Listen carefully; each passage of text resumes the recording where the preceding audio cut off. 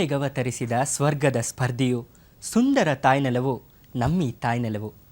ದೇವಿ ನಿನ್ನೆಯ ಸೊಬಗಿನ ಮಹಿಮೆಯ ಬಣ್ಣಿಸಲಸದಳವು ಎನ್ನುತ್ತಾರೆ ರಾಷ್ಟ್ರಕವಿ ಕುವೆಂಪು. ಪ್ರಾಕೃತಿಕವಾಗಿ, ಸಾಂಸ್ಕೃತಿಕವಾಗಿ, ಸಾಹಿತ್ಯಿಕವಾಗಿ ಸಂಪನ್ನವಾದ ಭಾರತ ಆವಿಷ್ಕಾರಿಗಳ ಜ್ಞಾನ ವಿಜ್ಞಾನ ಪ್ರವರ್ತಕರ ಕೊಡುಗೆಗಳಿಂದ ಸಮೃದ್ಧ. ದಾಸ್ಯದ ಸಂಕೋಲೆಯಲ್ಲೂ ಬ್ರಿಟಿಷರ ದಾರ್ಷ್ಯದ ಉತ್ತುಂಗದಲ್ಲೂ ನಮ್ಮ ಪುರಾತನರು ಅನೇಕ ಸಮಯೋಚಿತ ದೇಣಿಗೆಗಳನ್ನು ನೀಡಿದ್ದಾರೆ. ಅಂತಹ ವೈಜ್ಞಾನಿಕ ಸಾಧನೆಗಳ ಕಿರುನೋಟ, ಇತಿಹಾಸ ಇಣುಕುನೋಟಕ್ಕೆ ನಿಮಗೆಲ್ಲ ಆತ್ಮೀಯ ಸ್ವಾಗತ. ನಾನು ನಿಮ್ಮ ಚಿರಂಜೀವಿ ಏಕಮೇವ.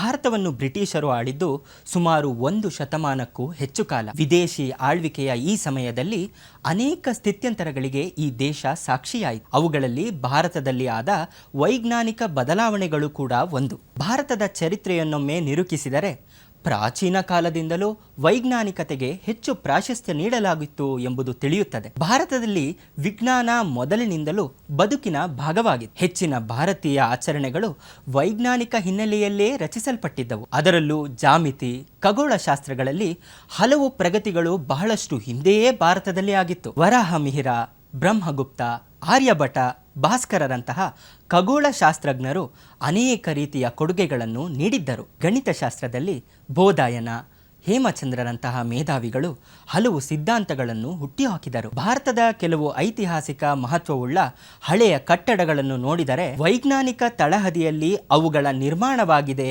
ಎಂಬುದು ಸಾಬೀತಾಗಿದೆ. ನಮ್ಮ ನೆಲದ ಪರಂಪರೆಯಲ್ಲಿ ಬಂದ ರಾಜ ಸಂಸ್ಥಾನಗಳು ವೈಜ್ಞಾನಿಕ ಆವಿಷ್ಕಾರಗಳಿಗೆ ಪೂರಕ ವಾತಾವರಣ ಸೃಷ್ಟಿಸಿದ್ದೇ ಇದಕ್ಕೆ ಕಾರಣ.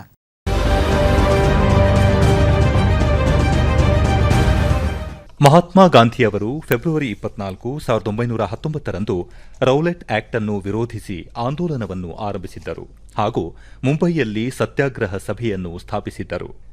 ಪತ್ರಿಕಾ ಸ್ವಾತಂತ್ರ್ಯದ ದಮನ ಮತ್ತು ವಿಚಾರಣೆಯಿಲ್ಲದೆ ಬಂಧನದಲ್ಲಿಡುವುದನ್ನು ವಿರೋಧಿಸಿ ಈ ಚಳವಳಿಯನ್ನು ಪ್ರಾರಂಭಿಸಲಾಯಿತು.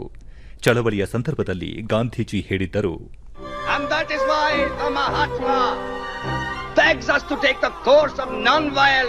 ನಮ್ಮ ಆತ್ಮವಿಶ್ವಾಸದಿಂದ ನಾವು ಮೋಕ್ಷವನ್ನು, ತೊಂದರೆಗಳನ್ನು ಎದುರಿಸಿ ಪಡೆಯುತ್ತೇವೆಯೇ ಹೊರತು ಬ್ರಿಟಿಷರು ನಿರ್ದಯವಾಗಿ ಹೇರಿದ ಸುಧಾರಣೆಗಳ ಮೂಲಕ ಅಲ್ಲ ಎಂದು ನನಗೆ ಸಂಪೂರ್ಣ ನಂಬಿಕೆ ಇದೆ.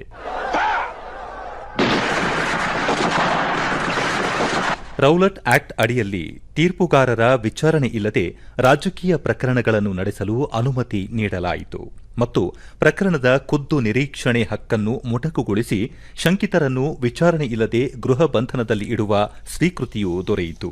ಸ್ವಾತಂತ್ರ್ಯ ಹೋರಾಟಗಾರರು ಈ ಕಠೋರ ಅಧಿನಿಯಮವನ್ನು ವಿರೋಧಿಸಲಾರಂಭಿಸಿದರು. ಇದರ ಪರಿಣಾಮವಾಗಿ 1919ರ ಮಾರ್ಚ್ ಮತ್ತು ಏಪ್ರಿಲ್ನಲ್ಲಿ ದೇಶದಲ್ಲಿ ಗಮನಾರ್ಹ ರಾಜಕೀಯ ಜಾಗೃತಿ ಉಂಟಾಯಿತು. ಬೃಹತ್ ಪ್ರತಿಭಟನೆ ಹಾಗೂ ಮೆರವಣಿಗೆಗಳು ನಡೆದವು. ಏಪ್ರಿಲ್ 9ರಂದು ಸ್ಥಳೀಯ ನಾಯಕರಾದ ಸೈಫುದ್ದೀನ್ ಕಿಚಲು ಮತ್ತು ಸತ್ಯಪಾಲ್ರನ್ನು ಅಮೃತಸರದಿಂದ ಗಡೀಪಾರು ಮಾಡಲಾಯಿತು. ಸ್ಥಳೀಯ ನಾಯಕರ ಬಂಧನದಿಂದಾಗಿ ಬ್ರಿಟಿಷರ ನೆಲೆಗಳ ಮೇಲೆ ದಾಳಿಗಳು ನಡೆದವು. ಏಪ್ರಿಲ್ 11ರಂದು ಜನರಲ್ ಡಯರ್ ಮಾರ್ಷಲ್ ಕಾನೂನನ್ನು ಜಾರಿಗೊಳಿಸಿದನು.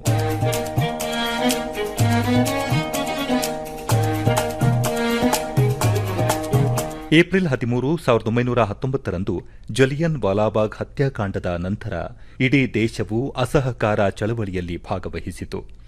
ಮಾರ್ಚ್ 1922ರಲ್ಲಿ ದಮನಕಾರಿ ಕಾನೂನು ಸಮಿತಿಯ ವರದಿಯನ್ನು ಒಪ್ಪಿಕೊಂಡು ಬ್ರಿಟಿಷ್ ವಸಾಹತುಶಾಹಿ ಸರ್ಕಾರವು Rowlatt act, the press act ಮತ್ತು ಇತರ 22 ಕಾನೂನುಗಳನ್ನು ಹಿಂತೆಗೆದುಕೊಂಡಿತು.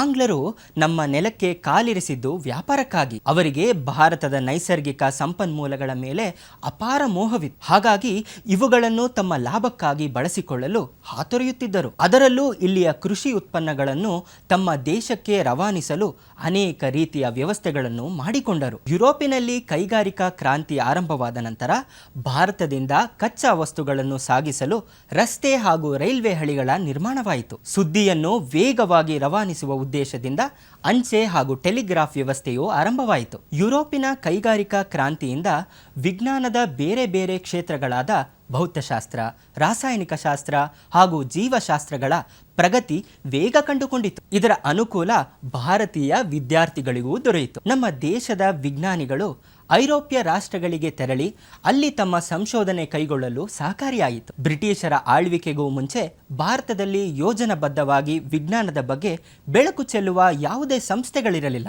ಇದನ್ನು ಅರಿತ ವಿದೇಶಿ ಸರ್ಕಾರ ವಿಜ್ಞಾನಕ್ಕೆ ಸಂಬಂಧಪಟ್ಟ ಸಂಸ್ಥೆ ಹಾಗೂ ಸಂಗ್ರಹಾಲಯಗಳನ್ನು ಸ್ಥಾಪನೆ ಮಾಡಿತು. ಕಲ್ಕತ್ತೆಯ ನ್ಯಾಯಾಲಯದ ನ್ಯಾಯಾಧೀಶ ವಿಲಿಯಂ ಜಾನ್ಸ್ ಹಾಗೂ ಇತರೆ ಯುರೋಪಿಯನ್ ವಿದ್ಯಾವಂತ ನಾಗರಿಕರು 1784ರಲ್ಲಿ ಕಲ್ಕತ್ತಾದಲ್ಲಿ ಏಷ್ಯಾಟಿಕ್ ಸೊಸೈಟಿ ಸ್ಥಾಪನೆ ಮಾಡಿದರು. ಈ ಸಂಸ್ಥೆ ಹಲವು ವೈಜ್ಞಾನಿಕ ಚಟುವಟಿಕೆಗಳ ಕೇಂದ್ರ ಬಿಂದುವಾಯಿತು. ನಂತರ 1817ರಲ್ಲಿ agricultural horticultural society of India, 1823ರಲ್ಲಿ Calcutta medical and physical society, 1818ರಲ್ಲಿ Madras literary and scientific society ಹಾಗೂ 1829ರಲ್ಲಿ ಏಷ್ಯಾಟಿಕ್ ಸೊಸೈಟಿಯ ವಿಭಾಗವೊಂದು ಬಾಂಬೆಯಲ್ಲಿ ಸ್ಥಾಪನೆಯಾಯಿತು. 1870ರ ನಂತರದಲ್ಲಿ ಭಾರತೀಯ ವಿಶ್ವವಿದ್ಯಾಲಯಗಳು ಹಾಗೂ ಶೈಕ್ಷಣಿಕ ಸಂಸ್ಥೆಗಳು ವಿಜ್ಞಾನಕ್ಕೆ ತೆರೆದುಕೊಂಡವು. ಇದು ಭಾರತದ ಅನೇಕ ವಿದ್ಯಾರ್ಥಿಗಳು ಸ್ವದೇಶದಲ್ಲಿಯೇ ವಿಜ್ಞಾನದ ವಿಷಯಗಳನ್ನು ಕಲಿಯಲು ಅನುವು ಮಾಡಿಕೊಟ್ಟಿತು. ಅಲ್ಲದೆ ಭಾರತದ ವಿವಿಧ ಸಂಪನ್ಮೂಲಗಳ ಆವಿಷ್ಕಾರಕ್ಕೆ ಹಾಗೂ ಅವುಗಳ ಸಂರಕ್ಷಿಸುವ ಅಥವಾ ಉನ್ನತಿಗೊಳಿಸಲು ಕಾರಣವೂ ಆಯಿತು. ಕೃಷಿಯಲ್ಲಿ ಹೊಸ ತಳಿಯ ಬೆಳೆಗಳ ಪ್ರಯೋಗ, ಫಲವತ್ತತೆಯಲ್ಲಿ ಹೆಚ್ಚಿಸುವ ಪ್ರಯತ್ನ ನಡೆದವು. ಇದರಿಂದ ಆಡಳಿತಕ್ಕೆ ಸೀಮಿತಗೊಂಡ ಉದ್ಯೋಗ ಅವಕಾಶಗಳು ವಿಜ್ಞಾನ ಕ್ಷೇತ್ರಕ್ಕೂ ವಿಸ್ತಾರಗೊಂಡಿತು. ಹೀಗೆ ಬ್ರಿಟಿಷರ ವ್ಯಾವಹಾರಿಕ ಬುದ್ಧಿಯಿಂದ ಭಾರತವು ಆಧುನಿಕ ವಿಜ್ಞಾನಕ್ಕೆ ತೆರೆದುಕೊಂಡಿತು.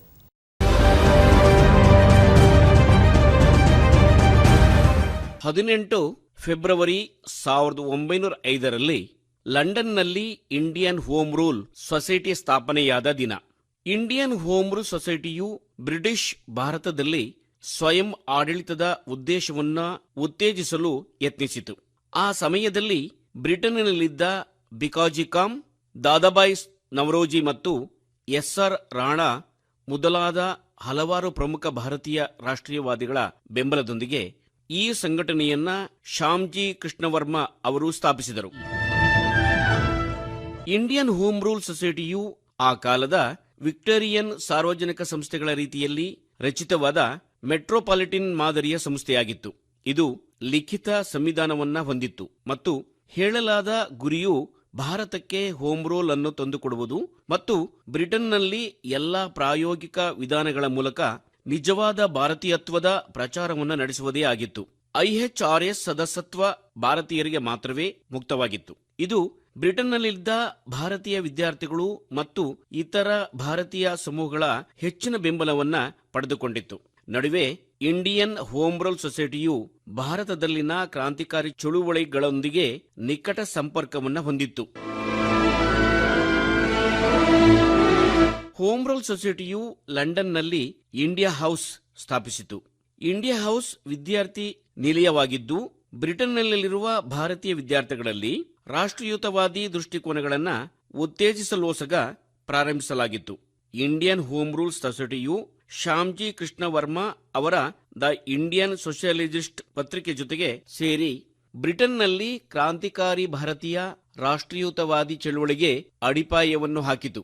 1907ರಲ್ಲಿ ಶ್ಯಾಮ್ಜಿ ಕೃಷ್ಣ ವರ್ಮ ಪ್ಯಾರಿಸಿಗೆ ಸ್ಥಳಾಂತರಗೊಂಡ ನಂತರ ಹೋಮ್ ರೂಲ್ ಸೊಸೈಟಿಯು ವಿ.ಡಿ. ಸಾವರ್ಕರ್ ಸ್ಥಾಪಿಸಿದ ರಹಸ್ಯ ರಾಷ್ಟ್ರೀಯತಾವಾದಿ ಸಮಾಜವಾಗಿದ್ದ ಅಭಿನವ್ ಭಾರತ್ ಮಂಡಳಿಗೆ ದಾರಿ ತೋರಿತು.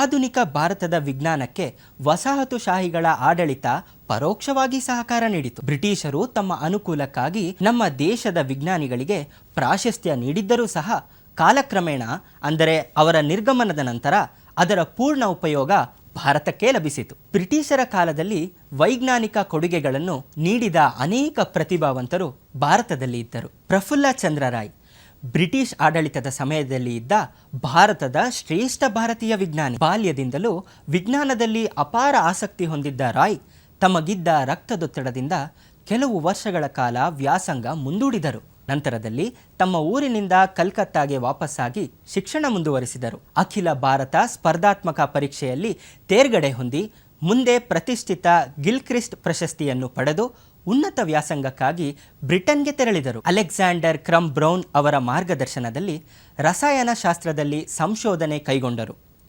ಮುಖ್ಯವಾಗಿ ನೈಟ್ರೇಟ್ಗಳ ಮೇಲೆ ಪ್ರಯೋಗ ನಡೆಸಿ ಅನೇಕ ರಾಸಾಯನಿಕಗಳನ್ನು ತಯಾರಿಸಿದರು. ರಾಯ್ ಸುಮಾರು 107ಕ್ಕೂ ಅಧಿಕ ವಿದ್ವತ್ ಪ್ರಬಂಧಗಳನ್ನು ಪ್ರಕಟಿಸಿದ್ದಾರೆ. ಯುರೋಪಿನ ಹೊರಗೆ ರಾಸಾಯನಿಕ ಕ್ಷೇತ್ರದಲ್ಲಿ ಪ್ರಫುಲ್ಲರು ಮಾಡಿದ ಸಾಧನೆಗೆ ರಾಯಲ್ ಸೊಸೈಟಿ ಆಫ್ ಕೆಮಿಸ್ಟ್ರಿ ವಿಶೇಷ ಪುರಸ್ಕಾರ ನೀಡಿ ಗೌರವಿಸಿತು. ಆದರೆ ಬ್ರಿಟಿಷ್ ಸರ್ಕಾರದ ತಾರತಮ್ಯದಿಂದಾಗಿ ಇವರಿಗೆ ಇಂಪೀರಿಯಲ್ ಸೇವೆಯಲ್ಲಿ ಸ್ಥಾನ ಪಡೆದುಕೊಳ್ಳಲು ಸಾಧ್ಯವಾಗಲಿಲ್ಲ. ಇದು ಪ್ರಫುಲ್ಲ ರಾಯರಿಗೆ ತೀವ್ರ ಬೇಸರ ತಂದಿತು. ಪ್ರಫುಲ್ಲ ಚಂದ್ರರಾಯ್ ಅವರು ಅಪ್ಪಟ ದೇಶಾಭಿಮಾನಿ, ಕ್ರಾಂತಿಕಾರಿ ಹೋರಾಟಗಾರರಿಗೆ ಅನೇಕ ಬಾರಿ ಆಶ್ರಯ ನೀಡಿದ್ದರು. ಅಲ್ಲದೆ ಸಂಗ್ರಾಮದ ದಾಳಿಗಳಿಗೆ ಬೇಕಾದ ಮದ್ದುಗಳನ್ನು ತಯಾರಿಸಿಕೊಡುತ್ತಿದ್ದರು. ಇದಕ್ಕಾಗಿ ಬ್ರಿಟಿಷರ ಕೆಂಗಣ್ಣಿಗೂ ಬಹಳಷ್ಟು ಸಲ ಗುರಿಯಾಗಿದ್ದರೂ ಕೂಡ ತಮ್ಮ ದೇಶ ಪ್ರೇಮವನ್ನು ಬಿಟ್ಟುಕೊಡಲಿಲ್ಲ. ಹೀಗೆ ದೇಶ ಪ್ರೇಮ ಹಾಗೂ ವಿಜ್ಞಾನ ಎರಡಕ್ಕೂ ಮೇಳೈಸಿಕೊಂಡ ಮೇರು ವ್ಯಕ್ತಿತ್ವ ಆಚಾರ್ಯ ಪ್ರಫುಲ್ಲ ಚಂದ್ರರಾಯ್ ಅವರದ್ದು.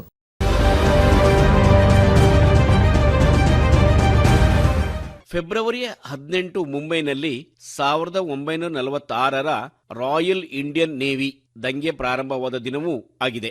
ಕ್ವಿಟ್ ಇಂಡಿಯಾ ಚಳವಳಿಯು ಪ್ರಾರಂಭ ಮತ್ತು ಎರಡನೆಯ ಮಹಾಯುದ್ಧದ ಅಂತ್ಯದೊಂದಿಗೆ ಭಾರತೀಯ ರಾಷ್ಟ್ರೀಯತಾವಾದಿ ಭಾವನೆಯು ತನ್ನ ಉತ್ತಾಂಗವನ್ನು ತಲುಪಿದ ಸಮಯದಲ್ಲಿ ರಾಯಲ್ ಇಂಡಿಯನ್ ನೇವಿಯ ಅಧೀನ ಸಿಬ್ಬಂದಿಗಳಾಗಿದ್ದ ರೇಟಿಂಗ್ಗಳ ಮುಷ್ಕರವು ಕಾಣಿಸಿಕೊಂಡಿತು. ಇದು HMIS ತಲ್ವಾರ್ನಲ್ಲಿ ಲಂಗರು ಹಾಕಿದ ರಾಯಲ್ ಇಂಡಿಯನ್ ನೇವಿಯ 20 ಯುವ ರೇಟಿಂಗ್ಗಳ ಗುಂಪಿನಿಂದ ಪ್ರಚೋದಿಸಲ್ಪಟ್ಟಿತ್ತು.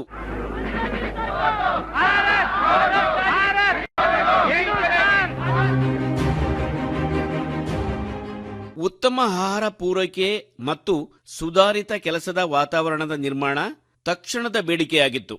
ಆದರೆ ಆಂದೋಲನವು ಅತಿ ಶೀಘ್ರವಾಗಿ ಎಲ್ಲಾ ರಾಜಕೀಯ ಕೈದಿಗಳ ಬಿಡುಗಡೆ ಮತ್ತು ಬ್ರಿಟಿಷ್ ಆಳ್ವಿಕೆಯಿಂದ ಸ್ವಾತಂತ್ರ್ಯಕ್ಕಾಗಿ ವಿಸ್ತೃತ ಬೇಡಿಕೆಯಾಗಿ ಮಾರ್ಪಟ್ಟಿತು. ಮುಷ್ಕರ ಪ್ರಾರಂಭವಾದ ಮರುದಿನ ರೇಟಿಂಗ್ ಸಿಬ್ಬಂದಿಗಳು ಲಾರಿಗಳಲ್ಲಿ ಮುಂಬೈಯನ್ನ ಭಾರತೀಯ ಧ್ವಜವನ್ನ ಬೀಸುತ್ತಾ ಪ್ರದಕ್ಷಿಣೆ ಹಾಕಲು ಪ್ರಾರಂಭಿಸಿದರು. ಅವರನ್ನು ತಡೆಯಲು ಪ್ರಯತ್ನಿಸಿದ ಯುರೋಪಿಯನ್ನರು ಮತ್ತು ಪೊಲೀಸರೊಂದಿಗೆ ಕಾದಾಡಿದರು. HMIS ತಲ್ವಾರ್ ಇದು ಸಂವಹನ ತರಬೇತಿ ಶಾಲೆಯಾಗಿದ್ದರಿಂದ ರೇಟಿಂಗ್ಗಳು ತಮ್ಮ ನಡುವೆ ಸಂವಹನ ನಡೆಸಲು ಮತ್ತು ಎಲ್ಲಾ ನೌಕಾ ಕೇಂದ್ರಗಳಲ್ಲಿ ಸಂದೇಶವನ್ನು ಹರಡಲು ವೈರ್ಲೆಸ್ ಕೋಡ್ಗಳನ್ನು ಬಳಸಿದರು. ಕೆಲವೇ ದಿನಗಳಲ್ಲಿ ಬಂಡುಕೋರರು ಮುಂಬೈ, ಕರಾಚಿ, ಚೆನ್ನೈ, ಕೋಲ್ಕತಾ ಮತ್ತು ಬ್ರಿಟಿಷ್ ಸಾಮ್ರಾಜ್ಯದ ಇತರ ಭಾಗಗಳಲ್ಲಿ ಲಂಗರು ಹಾಕಿದ್ದ ಇತರ 74 ಹಡಗುಗಳನ್ನು ತಮ್ಮ ನಿಯಂತ್ರಣಕ್ಕೆ ತೆಗೆದುಕೊಳ್ಳುವಲ್ಲಿ ಯಶಸ್ವಿಯಾದರು. ಈ ವರದಿಗಳು ರೇಡಿಯೋ ಮತ್ತು ಪತ್ರಿಕೆಗಳಲ್ಲಿ ಕಾಳ್ಗಿಚ್ಚಿನಂತೆ ಹರಡಿದವು. ಶೀಘ್ರದಲ್ಲೇ ಸಾಮಾನ್ಯ ಜನರು ಸಹ ಈ ದಂಗೆಯಲ್ಲಿ ರೇಟಿಂಗ್ ಸಿಬ್ಬಂದಿಗಳ ಜೊತೆ ಸೇರಿದರು ಮತ್ತು ಮುಂಬೈ ಮತ್ತು ಕೋಲ್ಕತಾ ಎರಡರಲ್ಲೂ ಜೀವನವು ಅಕ್ಷರಶಃ ಸ್ಥಗಿತಗೊಂಡಿತು. ಸಭೆಗಳು, ಮೆರವಣಿಗೆಗಳು ಮತ್ತು ಧರಣಿಗಳು ನಡೆದವು. ಭಾರತಾದ್ಯಂತ ಅನೇಕ ನಗರಗಳಲ್ಲಿ ವಿದ್ಯಾರ್ಥಿಗಳು ಒಗ್ಗಟ್ಟಿನಿಂದ ತರಗತಿಗಳನ್ನು ಬಹಿಷ್ಕರಿಸಿದರು.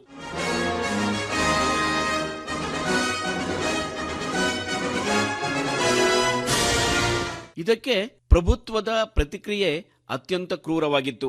ಪ್ರತಿಭಟನಾಕಾರರ ಮೇಲೆ ಬ್ರಿಟಿಷ್ ಪೊಲೀಸ್ ನಡೆಸಿದ ಗುಂಡಿನ ದಾಳಿಯಿಂದಾಗಿ ನೂರಾರು ಭಾರತೀಯ ನಾಗರಿಕರು ಕೊಲ್ಲಲ್ಪಟ್ಟರು ಮತ್ತು ಸಾವಿರಾರು ಜನರು ಗಾಯಗೊಂಡರು. ಅಂತಿಮವಾಗಿ ಸರ್ದಾರ್ ಪಟೇಲ್ ಅವರು 24 ಫೆಬ್ರವರಿ 1946ರಂದು ರೇಟಿಂಗ್ಗಳನ್ನ ಶರಣಾಗುವಂತೆ ಮಾಡುವಲ್ಲಿ ಯಶಸ್ವಿಯಾದರು.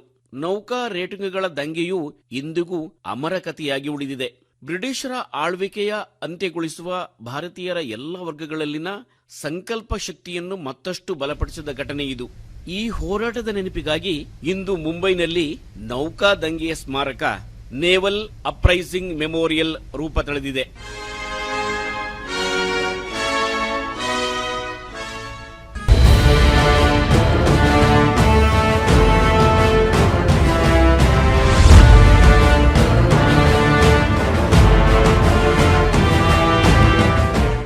ದೇಶ ಸೇವೆಯೇ ಈಶ ಸೇವೆ.